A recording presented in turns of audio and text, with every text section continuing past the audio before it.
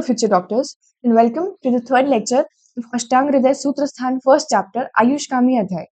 आज हम इस चैप्टर को रैप अप करेंगे और हमारे जो रेस्ट ऑफ द टॉपिक्स रह गए हैं उन्हें कवर करेंगे, जो कि है रोग और आतुर परीक्षण, देश और काल का परिचय, चिकित्सा के भेद, पाद चतुष्टय जो बहुत इंपॉर्टेंट कॉन्सेप्ट है, व्याधि साध्य असाध्य तत्व वो भी काफी इंपॉर्टेंट है। ठीक है, तो आज हम इतना कवर करेंगे। चलिए तो शुरू करते हैं। हमारा श्लोक है दर्शन स्पर्शन प्रश्नई परीक्षेत च रोगिणाम। मतलब किन किन के माध्यम से हमें रोगी की परीक्षा करने को बताया गया है कि अगर आपके पास कोई पेशेंट आता है तो उसकी आप परीक्षा कैसे करेंगे, कैसे समझेंगे कि उसे कोई रोग, उसे कोई डिजीज है कि नहीं है। तो रोगी परीक्षा करने के लिए हमें बताया है कि आप 3 तरीके बताए हैं। कौन से? सबसे पहला है दर्शन, यानी आप उसे देख के कुछ लक्षण बता सकते हैं। ठीक है, तो पहला है दर्शन मतलब देखकर। उसके बाद है स्पर्शन, स्पर्शन मतलब होता है छूकर। ठीक है, और उसके बाद है प्रश्न मतलब उससे प्रश्न करके। तो इस प्रकार से आप जो है किसी रोगी की परीक्षा कर सकते हैं। उदाहरण से समझते हैं दर्शन कैसे। मान लीजिए किसी को जॉन्डिस है, ठीक है, तो अगर आप उसे देखेंगे तो आपको उसकी बॉडी में येलो कलर डिस्कलरेशन दिखेगा, तो उससे आप समझ जाएंगे कि उसे जॉन्डिस है। तो ये दर्शन से आपने परीक्षा करी। स्पर्शन, मान लीजिए कि उसे फीवर है, तो आप जब उसकी बॉडी को टच करेंगे तो आप ऑब्वियसली नॉर्मल से ज्यादा टेम्परेचर एक्सपीरियंस करेंगे, तो आप समझ जाएंगे कि वो फीवर से मतलब उसे फीवर है, तो वो स्पर्शन हुआ। तो स्पर्शन के माध्यम से टच करके आपने डिजीज को डायग्नोस किया। और तीसरा है प्रश्न, यानी उसे क्वेश्चंस करके। आपको पेट दर्द हो रहा है क्या, आप उससे लक्षण पूछकर कंफर्म कर सकते हैं कि उसे कौन सी डिजीज है। तो इस प्रकार से हम किसी रोगी के रोग की परीक्षा करते हैं। चलिए देखिए, पिछले श्लोक में हमने देखा कि किस प्रकार से हम रोगी की परीक्षा कर सकते हैं, यानी कोई व्यक्ति अगर आता है आपके पास तो वो रोगी है कि नहीं, इस बारे में हम कैसे जान सकते हैं। अभी इस श्लोक में हम रोग के बारे में समझेंगे कि हमें रोग की परीक्षा कैसे करनी है, उसे कौन सा रोग है ये हम कैसे समझेंगे। तो रोग परीक्षा करने के लिए श्लोक दिया गया है, इसमें 5 विषय दिए गए हैं। देखिए कौन से हैं। रोगम, निदान, पहला है निदान। उसके बाद है प्रागुप, फिर है लक्षण, उसके बाद है उपशय, और आखिरी है आपकी। तो ये जो 5 शब्द है इनका हमें अर्थ समझना है। ठीक है, तो एक एक करके समझते हैं। सबसे पहला क्या है, निदान। निदान मतलब क्या होता है, निदान यानी होता है हेतु, यानी कारण। मतलब किन कारणों से रोग उत्पन्न हुआ उसे बोला जाएगा निदान, जिसे मॉडर्न में इटियोलॉजी बोलते हैं। ठीक है, उसके बाद है प्रागरूप। प्रागरूप क्या होता है, प्रागरूप होता है पूर्व लक्षण। मतलब रोग उत्पन्न होने के पूर्व जो लक्षण दिखते हैं उनको बोला गया है प्रागरूप, जिन्हें प्रीमॉनिटरी सिम्टम्स भी बोला जाता है, अर्ली सिम्टम्स भी कहते हैं, है ना। इसके बाद तीसरा क्या है, लक्षण। लक्षण यानी कि जो सिम्टम्स हमको दिख रहे हैं रोग उत्पन्न होने के बाद, डिजीज होने के बाद, है ना। उसके बाद है उपशय, मतलब किन औषधों के माध्यम से आप ट्रीट करेंगे अपने पेशेंट को, उसे बोलते हैं थेराप्यूटिक ट्रायल या उपशय। और आखिरी क्या है, आपति। आपति को संप्राप्ति भी बोला जाता है।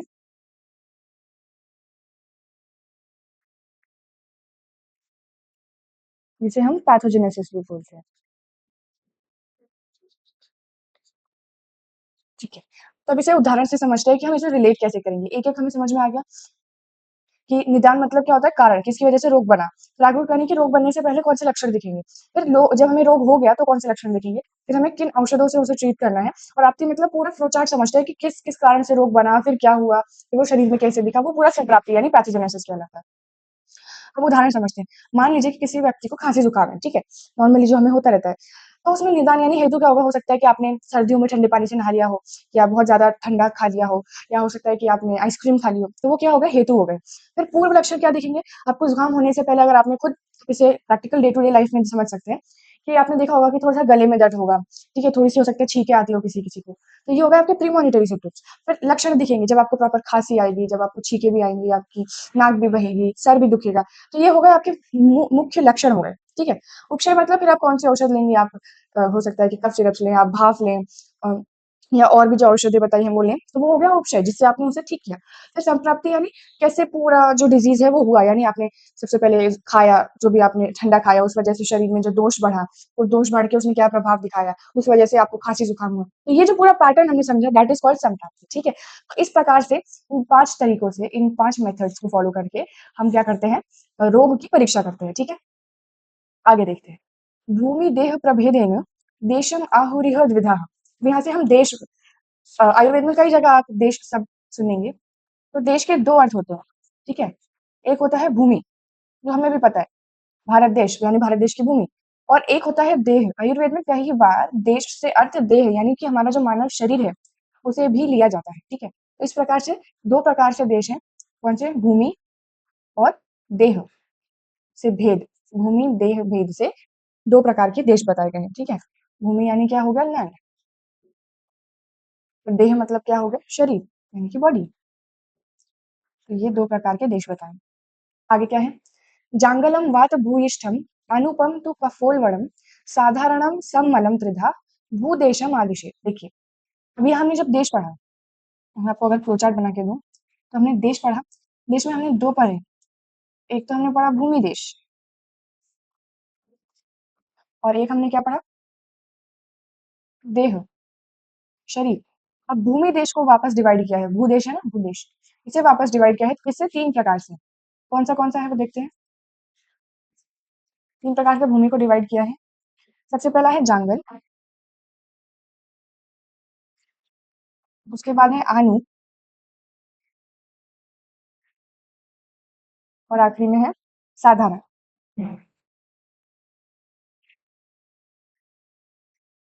ये 3 प्रकार से जो है भूमि देश को आगे डिवाइड किया हुआ है। अब आगे देखिए क्या लिखा है। जांगलम वात भूयिष्ठम, यानी जांगल कैसा है? वात प्रधान, है ना? अनुपंतु कफोल वर्णम, मतलब अनु कैसा है? पित्त प्रधान है। बट साधारण के बारे में क्या बताया गया है? इसमें जो वात आदि दोष हैं ये सम होते हैं, मतलब बैलेंस होते हैं। जो वात आदि दोष हैं ये कैसे होते हैं? सम होते हैं। तो इस प्रकार से 3 भेद दिए हुए हैं किसके? भूमि देश के। कौन से? जंगल। जो जंगल देश है उसमें वात प्रधान है, अनूप देश में कफ दोष को प्रधान माना है, और साधारण देश में जो है सम बोला गया है, ठीक है? जंगल मतलब क्या होता है?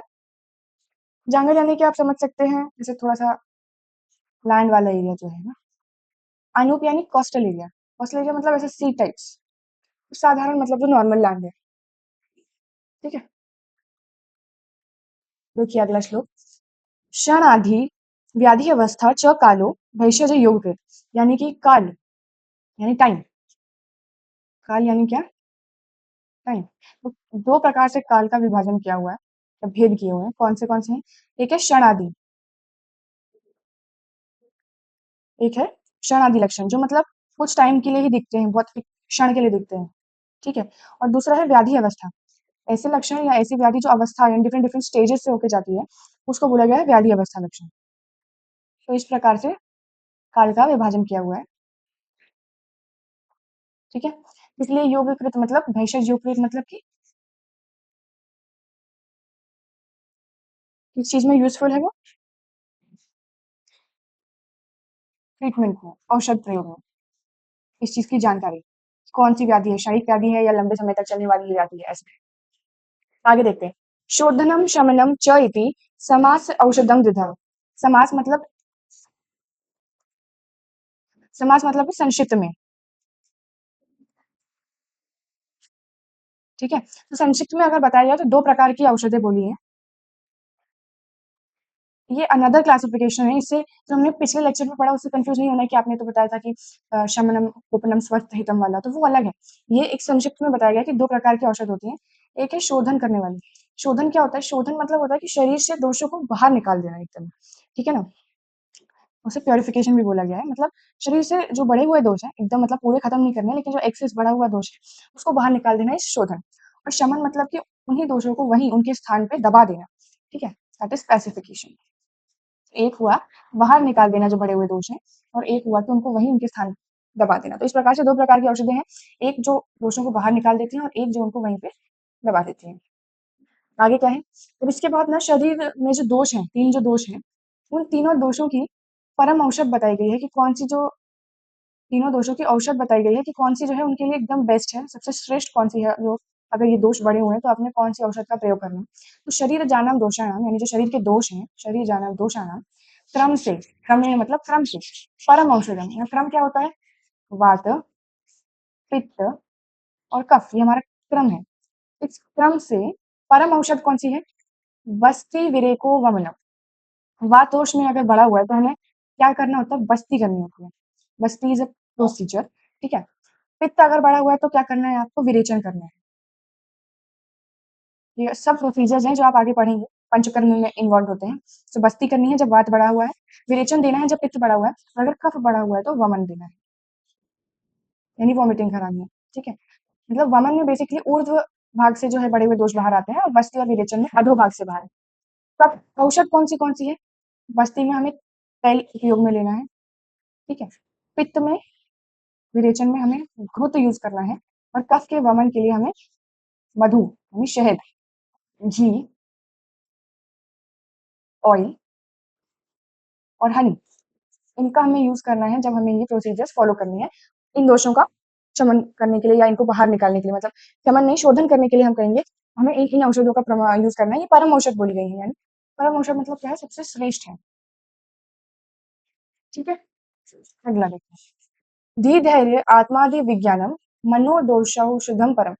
जो मन के दोष हैं उसकी परम औषध, मन के जो दोष हैं उनको भी औषध लगेगी।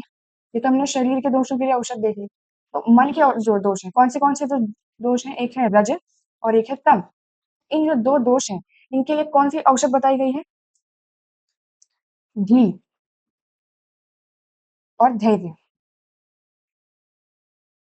मतलब बुद्धि, घी मतलब बुद्धि और धैर्य मतलब पेशेंस। तो अगर आपके दोष मन के बढ़े हुए हैं, आपको गुस्सा आ रहा है, आपको क्रोध आ रहा है, या ये जो मानसिक दोष फिर जो रोग उत्पन्न होते हैं, तो आपने क्या करना है? पेशेंस रखना है, ठीक है ना? अपने क्रोध पे काबू पाना है, ये बुद्धि का इस्तेमाल करना है। तो ये हो गए मनोदोष, इसके धी और धैर्य क्या हो गए? इनके परम औषध हो गए, ठीक है? तीसरा क्या दिया इसमें? आत्मादि का ज्ञान, मतलब अपने आत्मा के विषय में ज्ञान होना चाहिए, ये सब औषध बताई गई है, ठीक है? चलिए अब यहाँ पे पाद चतुष्टय देखते हैं, ठीक है? कि पाद चतुष्टय क्या होता है? पाद चतुष्टय क्या बताया गया है? यानी ये जो चार हमारे जो कंपोनेंट्स हैं ऑफ मेडिसिन, जो कि है भिषक, द्रव्य, उपस्थाता और परिचारक। किसी ट्रीटमेंट को करने के लिए ये चार सबसे इंपॉर्टेंट है, ठीक है? वैद्य, औषध, परिचारक और रोगी। तो इन सबके चार चार गुण बताए गए हैं कि जब ये चार गुण श्रेष्ठ होते हैं तो जो चिकित्सा होगी वो श्रेष्ठ होगी, ट्रीटमेंट जो होगा वो बेस्ट होगा। तो भिषक, द्रव्य, उपस्थाता और रोगी, इनके ये पाद चतुष्टय गए गए हैं, ठीक है? और चिकित्सा के लिए क्या निर्दिष्ट है? प्रत्येक के चतुर्गुण बताए गए हैं, यानी चार चार गुण है। तो वो देखते हैं क्या क्या है, ठीक है? तो सबसे पहले है भिषक के गुण। सबसे पहले भिषक क्यों है? क्योंकि सबसे इंपॉर्टेंट ट्रीटमेंट में डॉक्टर ही है, जब तक वैद्य सही नहीं है तब तक कुछ भी सही नहीं होगा, ठीक है? तो सबसे पहला कौन है? वैद्य। अब वैद्य के गुण क्या है? दक्ष, तीर्थ शास्त्रार्थ, दृष्ट कर्मा और शुचि, ये चार गुण है, ठीक है? दक्ष मतलब क्या होता है? दक्ष मतलब होता है कुशल, जो अपने कार्य में कुशल है या फिर जो शीघ्रकारी है, ठीक है? वो हो गया दक्ष। इसके बाद क्या है?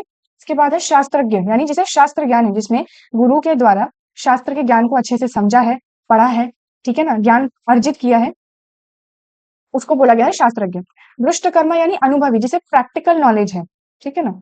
मतलब जिसे सिर्फ बुकिश नॉलेज नहीं है, उसे प्रैक्टिकल नॉलेज है इस चीजों की, तो वो हो गया दृष्ट कर्मा, ठीक है ना? जो उसने कर्म अभ्यास किया है। इसके बाद क्या है? शुचि। शुचि मतलब क्या हुआ? वो वैद्य जो मन और शरीर से भी कैसा है? शुद्ध है, उसे बोला गया है शुद्ध, यानी अच्छे वैद्य का मन, शरीर तो होना ही चाहिए शुद्ध और उसके साथ साथ मन भी शुद्ध होना चाहिए, वो साफ सफाई साफ होना चाहिए, हाइजीनिक, ठीक है ना? ये वर्ड यूज कर सकते हैं। तो ये जो है चार भिषक के गुण बताए गए हैं। आगे देखते हैं। अब आगे द्रव्य यानी नेक्स्ट कौन सा इंपॉर्टेंट है? औषध। आप इसका ऑर्डर यही याद रखिए, ऑर्डर आप चेंज नहीं कर सकते। सबसे पहले भिषक है, उसके बाद द्रव्य है, औषध बताई गई है। तो औषध के क्या चार गुण है? बहुकल्प, यानी उसका आप क्वाथ भी बना सकते हैं, ठीक है? आप उसका चूर्ण भी बना सकते हैं, तो ऐसे उसको आप बहुत सारे फॉर्म्स दे सकते हैं, वो हो गया बहुकल्प। अच्छा, उसके बहुगुण मतलब क्या हुआ कि वो बहुत सारे, जो हमने बहुत सारे गुण पढ़े अभी, ठीक है ना? तो वो बहुत सारे गुणों से युक्त है, ऑब्वियस सी बात है, अगर हमें औषध देनी है तो औषध में गुण भी होने चाहिए, क्वालिटीज होनी चाहिए ना। तो वो हो गया बहुगुणम, यानी बहुत गुणों से युक्त। संपन्न यानी क्या होता है? संपन्न यानी जो रस आदि है उनसे युक्त हो, रस वगैरह सब उसमें हो। और योग्य मतलब जो आपका रोगी है उसकी देह, ठीक है, काल आदि इन सब के अनुसार जो होना चाहिए वो योग्य होनी चाहिए, फिट होनी चाहिए, अप्रोप्रिएट होनी चाहिए। तो ये जो चार है वो औषध के गुण बताए गए हैं। आगे उपस्थाता यानी परिचारक, जो ध्यान रखते हैं, देखभाल करते हैं, तो उनके क्या गुण है? अनुचारक होना, जो उपस्थाता है वो अनुरक्त होना चाहिए, मतलब स्नेही, उसका जो व्यवहार है रोगी के प्रति वो स्नेह युक्त होना चाहिए, ठीक है ना, प्रेम वाला। शुचि मतलब अगेन वही, परिचारक भी मन से और शरीर से कैसा होना चाहिए? शुद्ध होना चाहिए। इसके बाद है दक्ष। दक्ष मतलब भी कुशल। तो ये गुण जो है ये कॉमन है परिचारक में और वैद्य में, कि दोनों ही कुशल होने चाहिए और शुचि यानी साफ होने चाहिए, हाइजीनिक होने चाहिए। तो कुशल या फिर शीघ्रकारी, है ना। और उसके बाद है बुद्धिमान, यानी उसे उस विषय में जानकारी होनी चाहिए कि हमें रोगी का ध्यान कैसे रखना है, क्या-क्या मेथड्स फॉलो करने हैं, तो उसे उस विषय पर जानकारी होनी चाहिए। तो वो हो गया बुद्धिमान। अपने कार्य के प्रति उसे जानकारी होनी चाहिए। देखिए, रोगी के 4 गुण क्या बताए गए हैं, ठीक है? क्योंकि रोगी भी उतना ही इम्पोर्टेंट है। अगर ट्रीटमेंट सही होनी चाहिए तो उसके लिए चाहिए कि रोगी में भी 4 गुण होने चाहिए। तो वो कौन से हैं? सबसे पहले आढ़्य। आढ़्य मतलब होता है धनवान, यानी उसके पास सब प्रकार के औषध और ट्रीटमेंट अफोर्ड करने का पैसा होना चाहिए। तो रोगी जो है वो धनवान होना चाहिए। पृथकवश्य मतलब क्या होता है?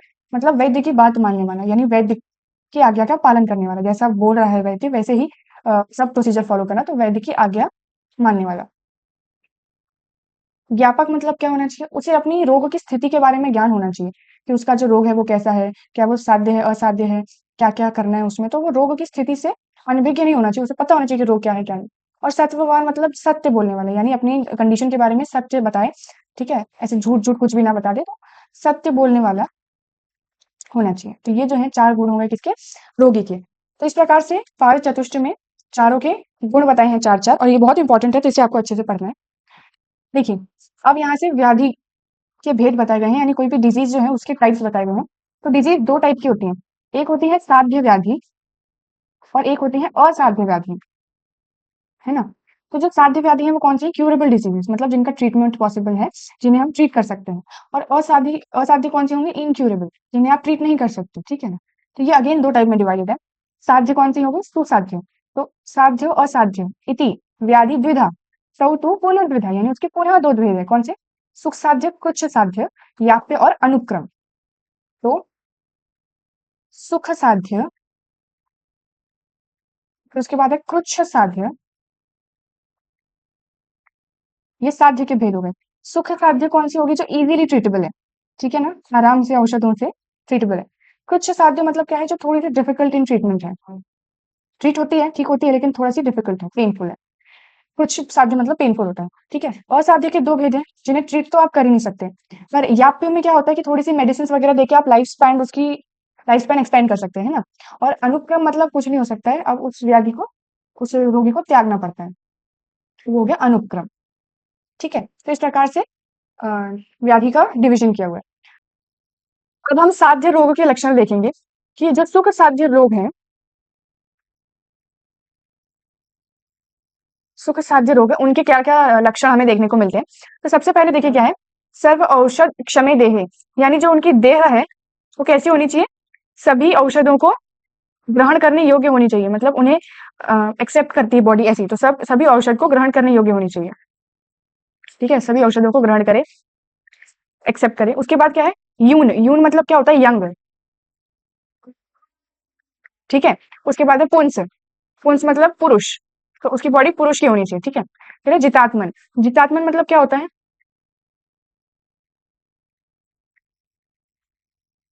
जितात्मन मतलब होता है कि उसकी जो इंद्रियां हैं सभी वो उसके वश में होनी चाहिए।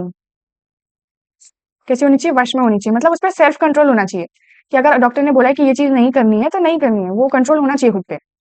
उसके बाद है अमर्मक, मतलब जो रोग है वो मर्म में नहीं होना चाहिए। क्यों मर्म? जैसे कि हृदय, हृदय को मर्म स्थान बोला जाए, तो अगर रोग हृदय में है, मर्म स्थान में है, तो उसे ट्रीट करना डिफिकल्ट होता है, तो वो मर्म स्थान पे नहीं होना चाहिए, ठीक है। उसके बाद क्या है? अल्प हेत्व, अग्र रूप और उपद्रव, जो जो हेतु है, यानी जिससे वो रोग बना है वो।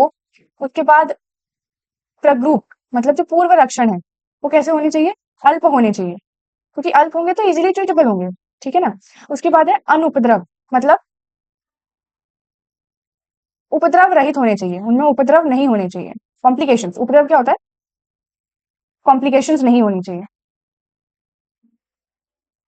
ठीक है? उसके बाद क्या है? अतुल्य, अतुल्य दूष्य देश प्रकृति,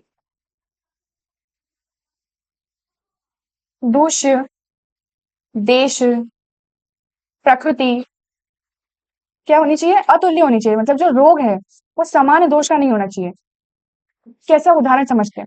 मान लीजिए कि व्यक्ति की जो प्रकृति है वो वात प्रकृति है, तो उसके जो देश है, प्रकृति है या जो दूष्य है, वो रोग से वात प्रकृति से मैच नहीं करना चाहिए, अलग होना चाहिए। ठीक है?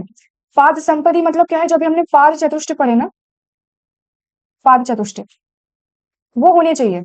उनसे क्या होगा? वो अच्छे हैं ट्रीटमेंट के लिए, तो वो बेस्ट होने चाहिए। उसके बाद ग्रहेश्व, जो उसके ग्रह हैं वो कैसे होने चाहिए? अनुकूल होने चाहिए। और उसके बाद क्या है? एक दोषज होना चाहिए, जो यानी एक दोष से उत्पन्न हो, बहुत सारे दोषों से उत्पन्न नहीं होना चाहिए। ठीक है? एक दोष से उत्पन्न। उसके बाद है एक मार्गज होना चाहिए, मतलब अनेक मार्गों में नहीं होना चाहिए। और नया होना चाहिए, रोग जो होना चाहिए वो नव यानी नवीन नया होना चाहिए। तो नया जो है वो इजीली ट्रीटेबल होता है, जब पुराना हो जाता है तो स्टेजेस उसकी बढ़ जाती हैं। तो ये जो है कुछ सुख साध्य के लक्षण है। ठीक है? इसके बाद है कृच्छ साध्य। कृच्छ साध्य में जो है शस्त्र है, यहाँ पे शस्त्र आदि, तो वो शस्त्र आदि के माध्यम से ठीक हो जाना चाहिए। जो कृच्छ साध्य होते हैं उनमें शस्त्र का उपयोग होता है। ठीक है? आगे क्या है? अब इसके बाद याप्य रोग के बारे में बताया गया। तो जो याप्य रोग है, याप्य व्याधि है, वो कैसी होती है? एक तो उसके लक्षण कैसे होंगे? सुख साध्य से विपरीत लक्षण होने चाहिए। जो हमने लक्षण अभी सुख साध्य में पढ़े, उससे विपरीत लक्षण होने चाहिए। ठीक है? और इसमें क्या है? आहार विहार, आहार विहार का सेवन, आहार विहार का सेवन किया जा रहा है।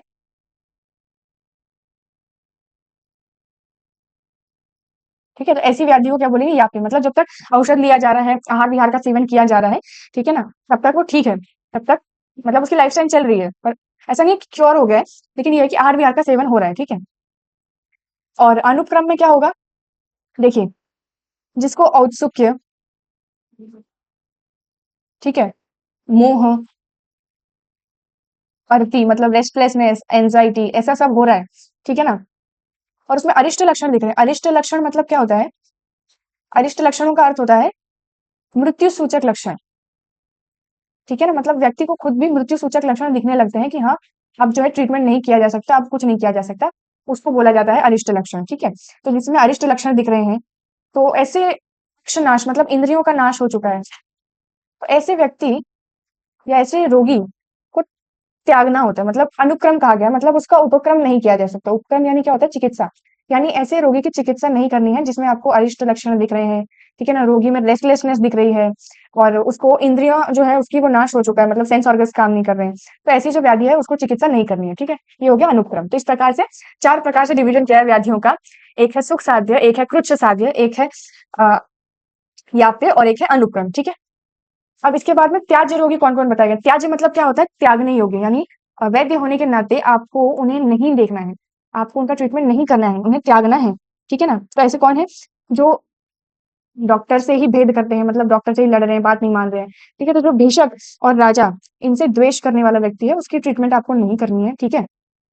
जो अपने आप से ही मतलब द्वेष करता है, ठीक है? अपने आप से ही जिसे द्वेष है, तो ऑब्वियसली वो क्या ही ट्रीटमेंट फॉलो करेगा।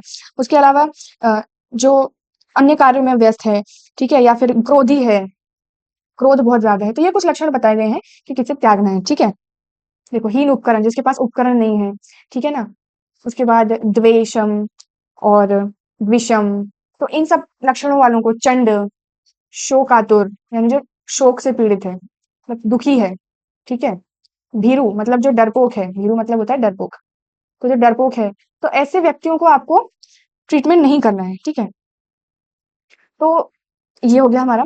अब इसके बाद जो आगे श्लोक दिए गए हैं ना, उसमें आपको अध्याय के बारे में, यानी जो पूरा अष्टांग हृदय है उसे ब्रीफ में एक्सप्लेन किया गया है कि सूत्र स्थान क्या है, सूत्र स्थान में अध्याय कितने हैं, अष्टांग हृदय में टोटल अध्याय कितने हैं, तो ऐसे सब दिया हुआ है। तो ये कुछ एक्सप्लेनेशन वाला पार्ट नहीं है, इसे आप बुक से सिर्फ रीड भी कर सकते हैं और एग्जाम पॉइंट ऑफ व्यू से भी इंपॉर्टेंट नहीं है। सिर्फ आपको इतना पता होना चाहिए कि अष्टांग हृदय में सूत्र स्थान में कितने अध्याय हैं, शरीर स्थान में कितने हैं, निदान स्थान में कितने हैं, चिकित्सा स्थान में कितने हैं, कल्प सिद्धि स्थान में कितने हैं, उत्तर स्थान में। तो ये जो स्थान है उनमें एक ब्रीफ में टेबल दी हुई है, वो पढ़नी है खाली आपको। तो ये आप खुद पढ़ सकते हैं। यहाँ पे चैप्टर एक्सप्लेनेशन पार्ट हमारा खत्म होता है और हमारा चैप्टर फिनिश होता है, ठीक है। इससे रिलेटेड अगर आपको कोई भी डाउट है तो आप मुझसे कमेंट सेक्शन में पूछ सकते हैं, या आप मेरे टेलीग्राम चैनल को ज्वाइन कर सकते हैं, जिसकी लिंक जो है वो डिस्क्रिप्शन बॉक्स में अवेलेबल है। वहां से आप ज्वाइन कर सकते हैं। वहां पे मैं हैंड रिटन नोट्स भी प्रोवाइड करूंगा और अगर कोई डाउट है तो आप मुझसे जरूर पूछ सकते हैं। नेक्स्ट लेक्चर में हम दिनचर्या अध्याय पढ़ेंगे, ठीक है। Thank you.